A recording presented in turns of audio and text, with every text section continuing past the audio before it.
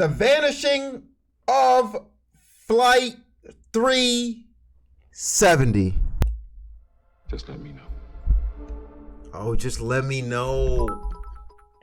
Glass. What about the vanishing of that forehead? All right, I want him banned.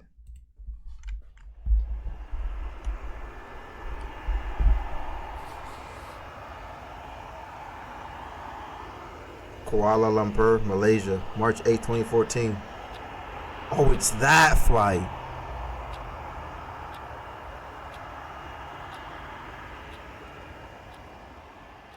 Delivery Malaysia 370, good morning. Malaysia 370, standby. At Kuala Lumpur International Airport, a Boeing 777 is preparing for departure. Malaysian 370, request level. 370, we are ready, requesting flight level 350 to Beijing. Malaysian Airlines Flight 370 is a daily passenger flight between Kuala Lumpur, Malaysia and Beijing, China. 370, 32 right of takeoff. Nice. That's alright, Malaysia, Malaysia 370, thank you, right. 42 minutes past midnight. Chad, I ain't gonna lie, bro. I think about this shit every time I get on a plane, bro. I'm like, man, what if I just stepped on the wrong plane?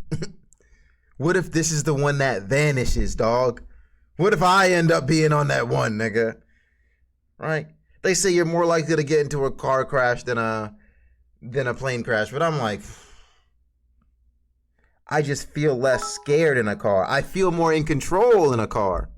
The problem with parents is that they spank their kids with hate. That's a sin. You spank your kids with love so they can learn. Okay. Cars are more common. That's what I'm saying. It's like, it's also because, like, my nigga, more people also drive cars. Obviously, there's gonna be more accidents. If the same amount of people drove planes as the same amount of people drove cars, let's be honest. So I'm like, bruh.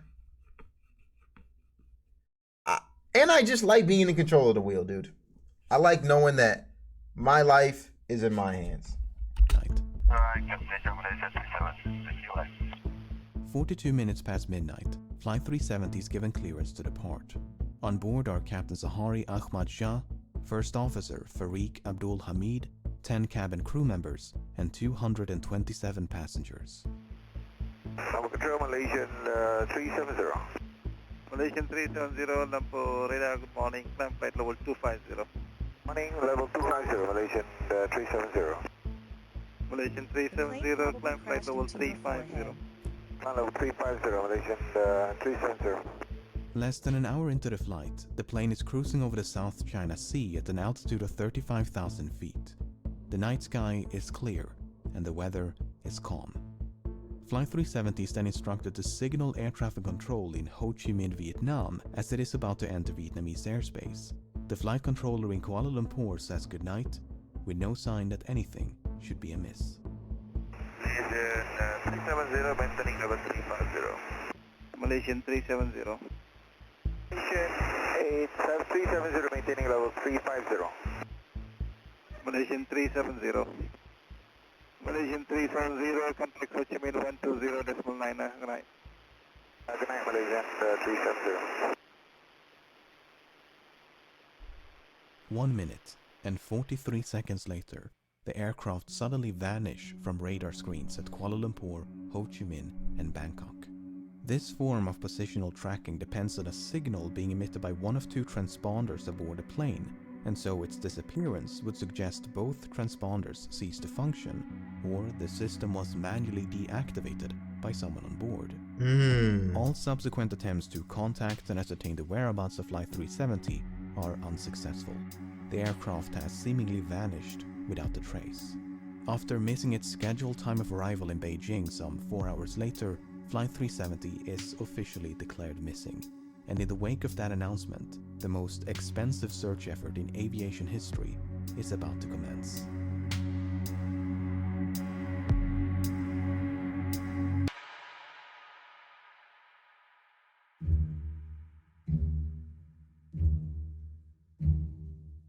The search was initially concentrated around the location of the flight's disappearance between the South China Sea. The problem with the car is you might have control, but the drunk guy going 160 on a 60, he gonna make your car look like a tuna can.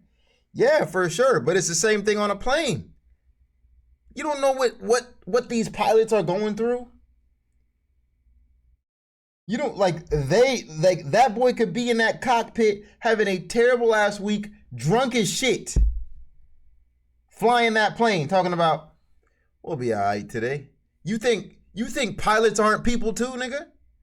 You think they don't fucking you think they don't make mistakes too? Nigga, did you just say he can't be drunk? Is that what you just said? Is that what you said?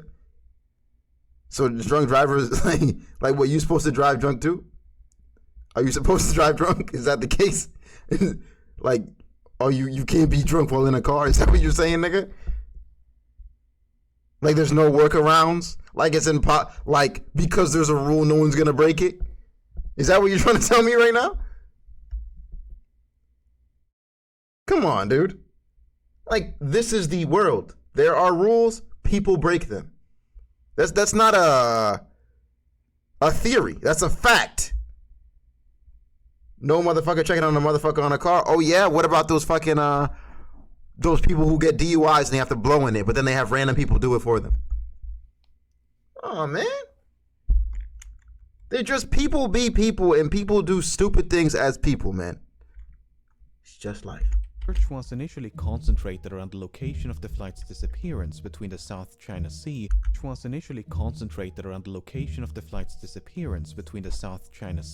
And the Gulf of Thailand. The search area was soon expanded, however, after the Malaysian military disclosed additional information.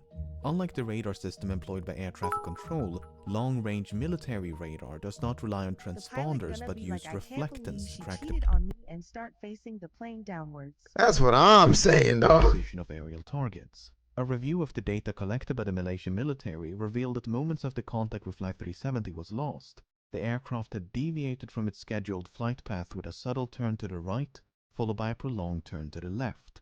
The aircraft had then flown back towards and across the Malaysian peninsula before turning right near the island of Penang. It maintained this northwesterly heading until it escaped the radar's coverage. Over the next few days, the Strait of Malacca, the Andaman Sea, and the Bay of Bengal was scoured by a multinational fleet of aircraft and vessels, but there was no trace of Flight 370. Meanwhile, investigators began to analyze the aircraft's satellite communication records. Like all modern airliners, Flight 370 was equipped with a satellite communications terminal, or SATCOM, to send and receive transmissions to and from the ground. Prior to departure, the SATCOM terminal had logged onto the satellite network and established a connection with a ground station in Perth, Australia. That station then maintained a detailed record of all the incoming and outgoing traffic between it and Flight 370. Okay. This is what it contained. Prior to the flight's disappearance over the South China Sea, everything appeared to be working as intended. Then, at some point during this portion of the flight, the SATCOM link was severed. For whatever reason, the terminal ceased to respond.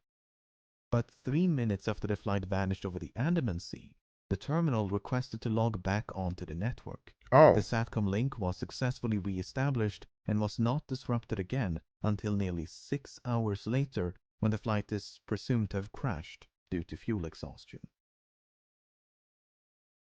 During these final hours, 2 attempts were made to contact the plane via satellite telephone. Both calls were acknowledged by the SATCOM terminal and would have been routed to the cockpit. Yet, they went unanswered.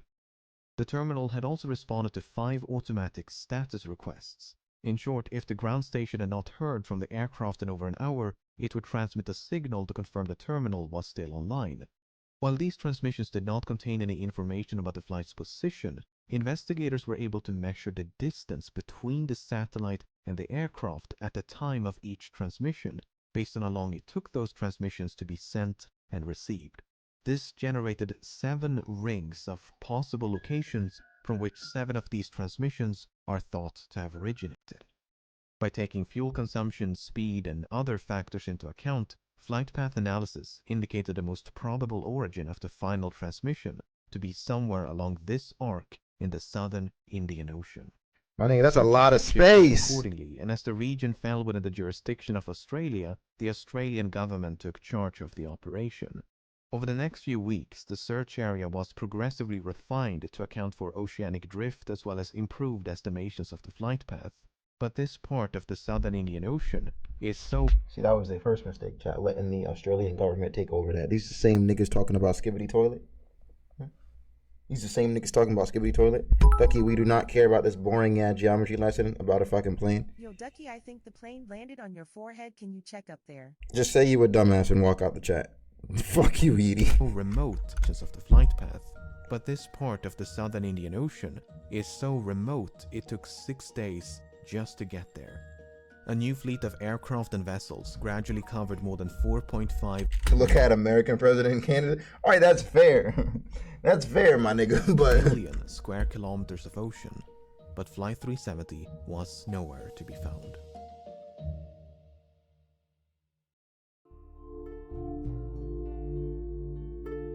If the impact with the ocean had been sufficiently forceful, it was possible the resulting sound had been recorded by underwater listening devices known as hydrophones. This possibility was investigated, and 4 hydroacoustic monitoring stations had recorded something.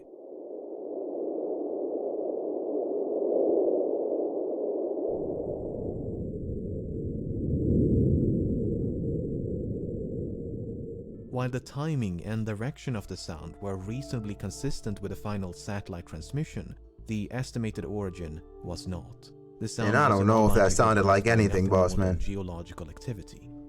That's what Flight I'm saying. 370 was also equipped with 2 underwater locator beacons which had a battery life of some 40 days. And as Okay. the deadline approached in early April, signals with a pulse and frequency somewhat similar to the signal emitted by the beacons were detected at depths of up to 3,000 meters. An autonomous submersible then spent weeks scanning the seafloor where the signals had been detected, but no wreckage was ever found. And nothing would be found until more than 16 months later, when a discovery was made on the opposite side of the Indian Ocean. On the 29th of July 2015, a group of people were cleaning up a beach in Reunion, a small island to the east of Madagascar, when they stumbled upon this 2-meter-long metallic object Oh, covered in shit. barnacles. Aviation experts quickly Did he try to identified land on the object as island? a section of an aircraft wing known as a flaperon. Upon closer Or no? inspection, internal markings including dates and serial numbers conclusively ascertained the flaperon belonged to Flight 370. Even though Reunion Island is some 4,000 kilometers west of the search area, and more than a year had gone by since the flight disappeared. You think it just washed up there? Probably just washed up there, right? Yeah, he definitely didn't try to. He just, that shit just washed up. I feel like recently they might have found this bitch. Kilometers west of the search area, and more than a year had gone by since the flight disappeared, the location was consistent with simulations of debris dispersal patterns. There was now tangible evidence that Flight 370 had crashed somewhere in the Indian Ocean. The discovery of the flaperon prompted numerous searches along beaches and shorelines of southeastern Africa, and at least 31 additional items of interest have since been recovered and examined. Some of these items include a section of the outboard flap from the right wing, a piece of cowling from one of the 2 engines, a partial door from the nose landing gear, Damn. a section of the Madagascar. vertical stabilizer, and a mangled Golly. piece from one of the embedded headrest monitors. 18 of these items were identified as either likely, highly likely, or almost certain to have originated from Flight 370, whereas only 3 could be confirmed. The remaining 11 could not be identified. There were no traces of an explosion found on any of the debris tested, nor was there any evidence of a fire except for 3 small burn marks on one of the unidentifiable items. Okay. The search for debris was further aided by Earth observation satellites. Analyses of satellite imagery from March of 2014 uncovered a number of images which appear to feature man-made objects floating on or just below the surface in the southern Indian Ocean. However, the images were not nearly sharp enough to resolve any identifiable markings, and multiple searches notwithstanding, this debris was never recovered. A satellite image taken mere hours after the final transmission also captured what appeared to be a contrail some distance away from the search area. A later analysis, however, A concluded it was trip? most likely a shadow from a somewhat linear cloud formation. A who trip? What was that? The underwater portion of the search continued for months and eventually years before it was finally suspended in early 2017, by which point some 120,000 square kilometers Yeah, of we can't seabed find these had niggas, been dog. scrutinized. We The can't search find effort these was then niggas, let it go. resumed by an American salvage company known as Ocean Infinity, but after more than a year of searching, they too came up empty-handed. Unless the final resting place of Flight 370 can be located. I'm sitting here thinking like, nah, forget them niggas. It's over. A year has passed. But then if I was the one on the island and I was the last nigga there, right? If I was the one on the island Forehead fell of the plane. and I was the last nigga there and I'm like just waiting there for years and years and these niggas stop looking for me, that shit would hurt. And you could like, as you're there, you could see the planes above you passing. You've been trying to wave to them for years, bro. And no one has responded to you, man. No one has responded to you. Yeah, you might have to keep searching. Located empty-handed. Unless the final resting place of Flight 370 can be located, it may be impossible to determine exactly why it crashed. Nevertheless, there have been no shortage of theories.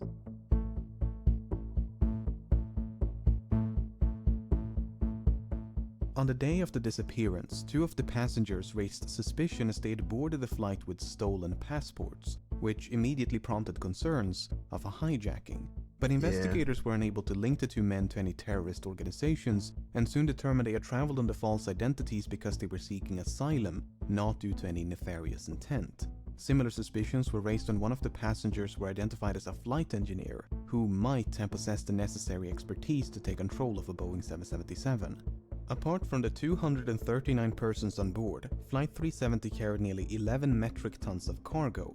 Among the items listed on the flight manifest was a shipment of lithium-ion batteries, which led some to suspect a fire might have broken out mid-flight. For instance, the crash of UPS Airlines Flight 6 in September of 2010 was the result of a fire that was ignited by a pallet of lithium-ion batteries. Shit. Another potential source of ignition would be an electrical malfunction.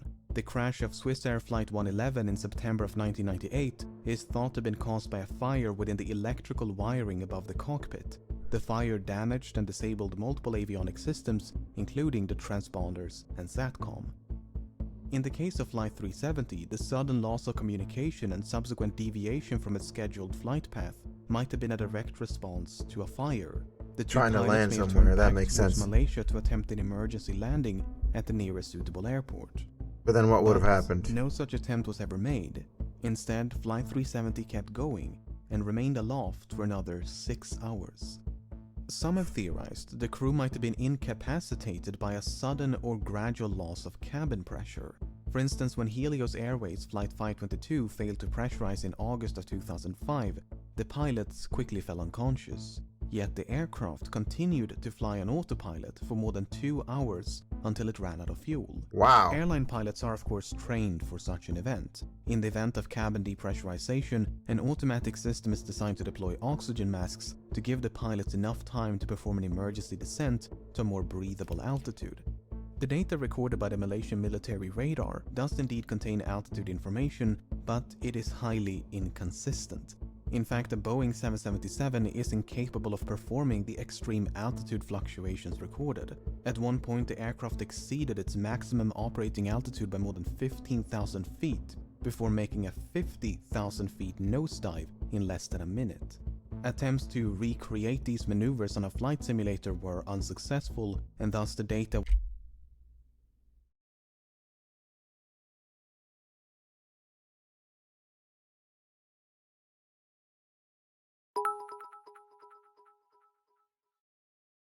I'm pretty sure the radio waves from your forehead turned. I'm about to say maybe they crashed and the shit just floated along, but that wouldn't make sense for it to be going at the same speed, right? Because a 50,000 foot drop? Right? Like, that's nuts.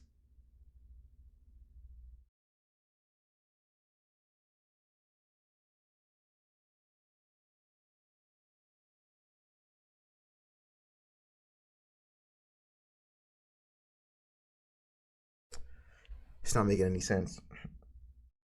Where could these niggas have gotten lost?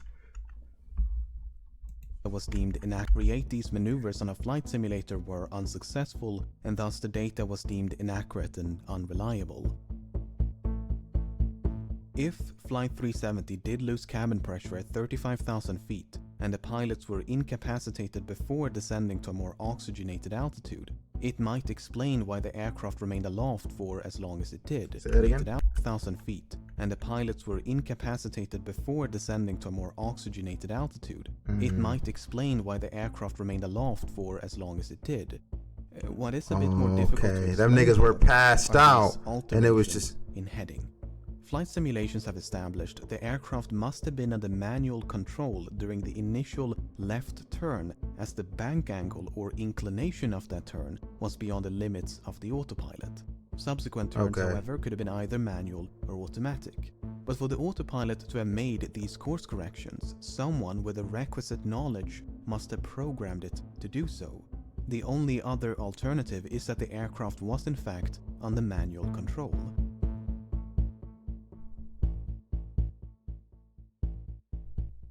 This is a mystery and a fucking half, isn't it? Fuck me, huh? In late June of 2014, several news... I don't get this at all. Me either, bro. We're trying to figure out this 370 mystery right now. What could have happened to this plane?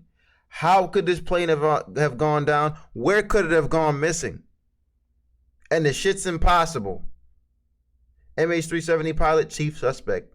MH370 pilot, the chief suspect in case of foul play. Captain of missing 3 of MH370 flight identified as prime suspect. Outlets reported that a special investigation had identified the captain of Flight 370 as a prime suspect. A search of the captain's home had uncovered a flight simulator which supposedly contained a suspicious route which ended in the southern Indian Ocean.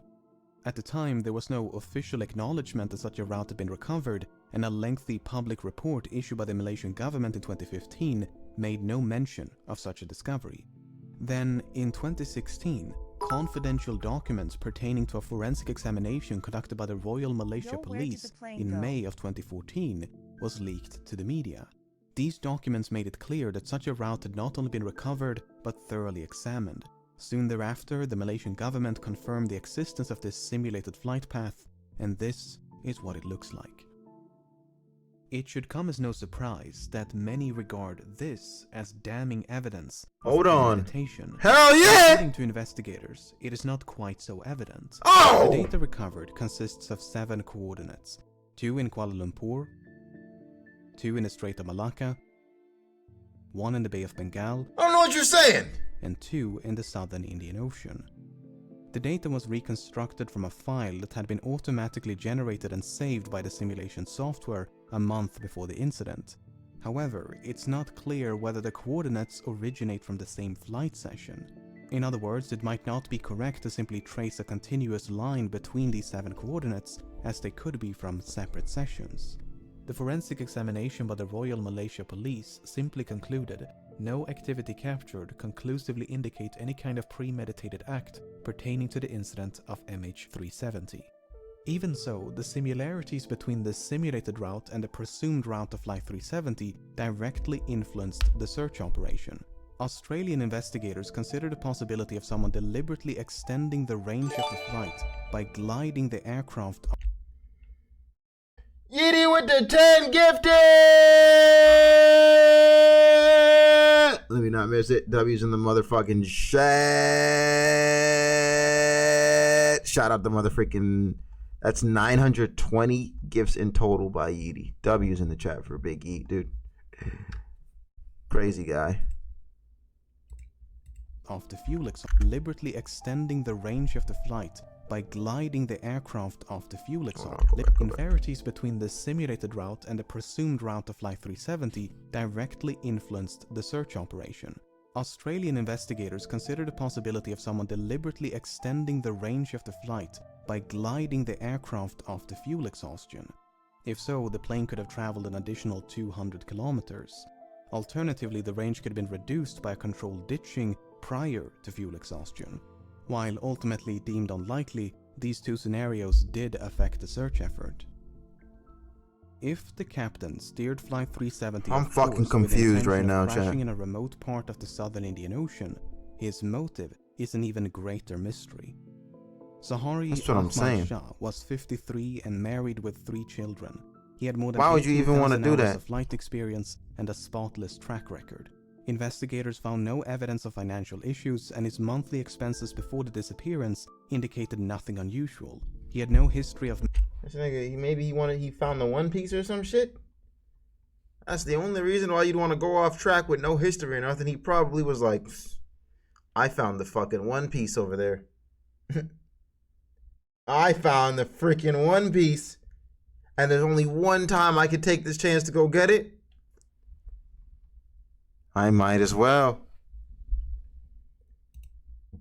I might as well. You know why, chat?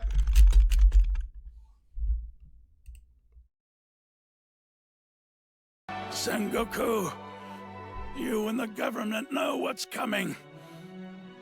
A war that will embroil the seas far and wide. That's why you're so afraid, though nothing you do will stop it. I've no interest in it myself. But someday that treasure will turn this world upside down. You know what I'm talking about. And I'm sure that someone will find it. Whether you like it or not, that day will come soon.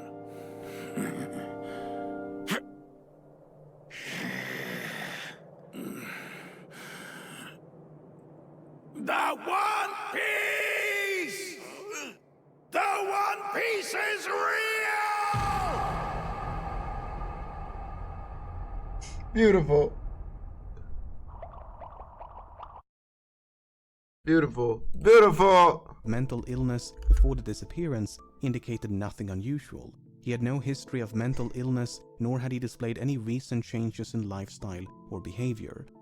He was raised on the island of Penang, which has led some to speculate the flight's second turn to the southwest of Penang was the captain getting a final view of his hometown.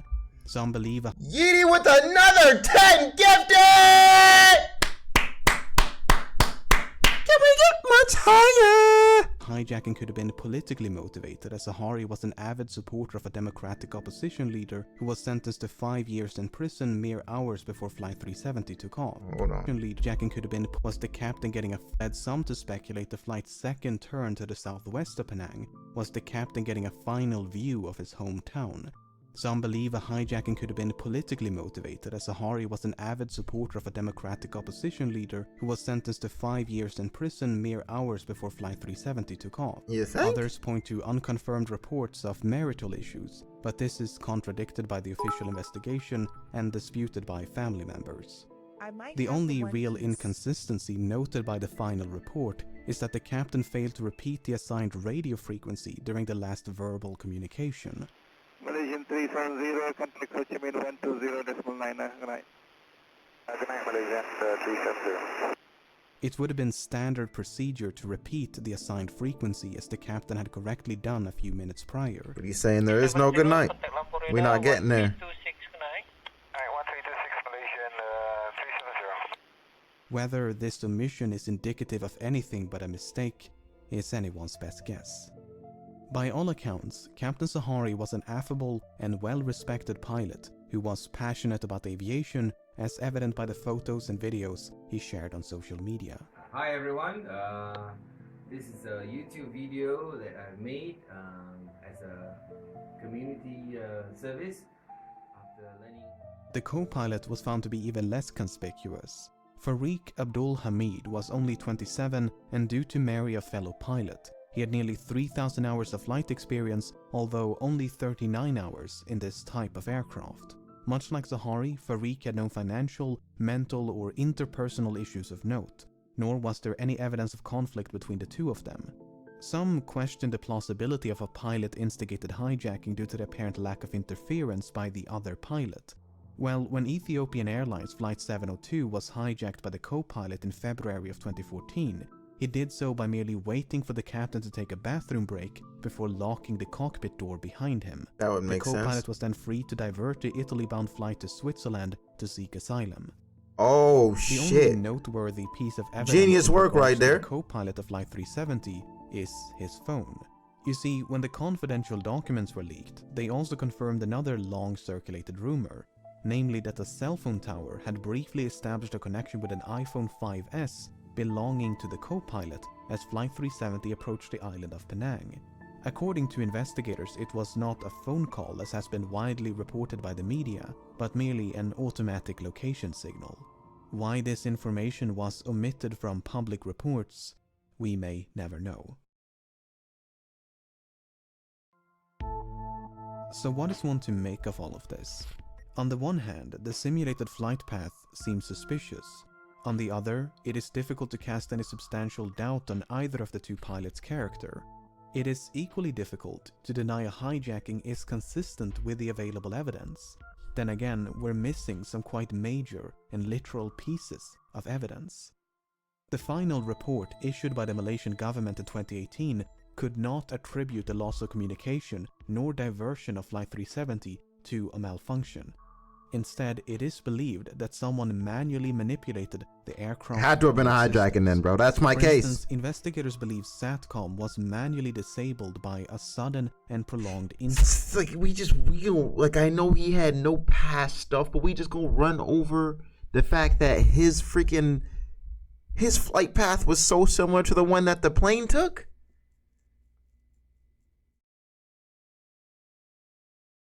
See, if I was a detective, I'd have been like, it's that nigga. This whole case is over. Interruption of power. Then, once power was restored, the terminal simply rebooted. Likewise, the alterations in heading are believed to be the result of manual inputs. With that being said, the uncertainty of these findings are repeatedly emphasized due to the limited evidence available. This nigga said, free my boy, he ain't do nothing, he's dead. He's dead, sir. The report does never explicitly state the flight was hijacked. In fact, no real conclusion is reached.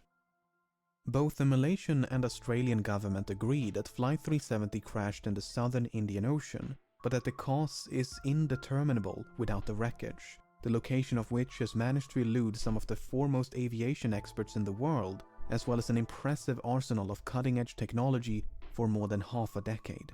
Authors, aviation experts, and independent investigators have all chimed in to offer their own thoughts and theories as to the nature of the crash and the location of the wreckage.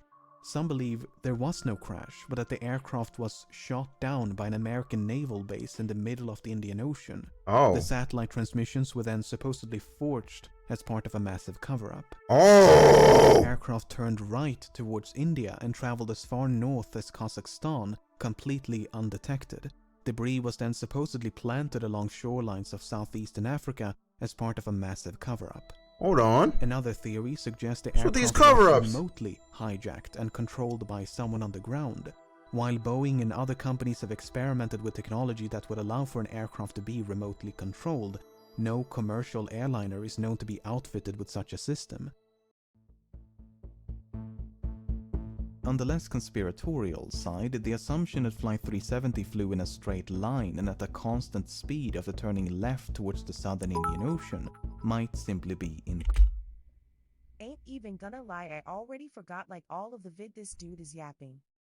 I'm not gonna say I forgot, but I'll tell you damn well I'm confused. I don't know how this one is a bit harder to understand than the last one for sure.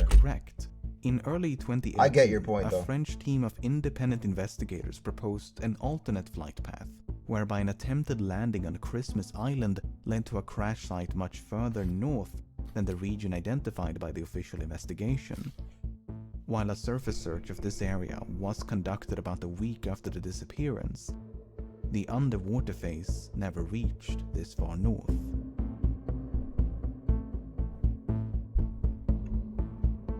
As of the making of this video, the search operation has been suspended, but there have been talks of potentially resuming the search.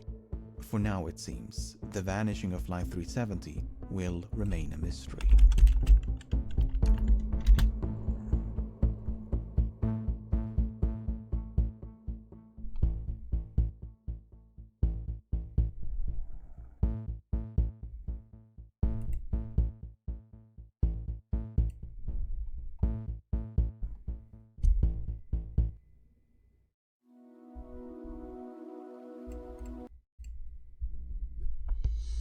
Australian scientist claims to have solved the mystery of missing Malaysian Airlines flight MH370 that vanished without a trace on March 8, 2014, with 239 people on board.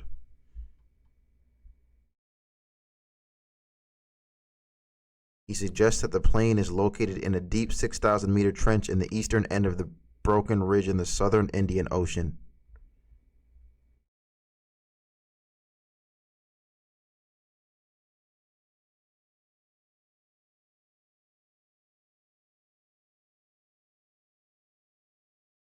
The Tasmanian scientist claims to have pinpointed the location of the plane based on the longitude of the Penang airport intersecting with a flight path from the pilot in command's home simulator. The track had previously been dismissed by the FBI and other officials as irrelevant. The proposed site is characterized by a rugged and challenging underwater landscape. Pretty much, he thinks he found a spot, and nobody wants to go look for that shit.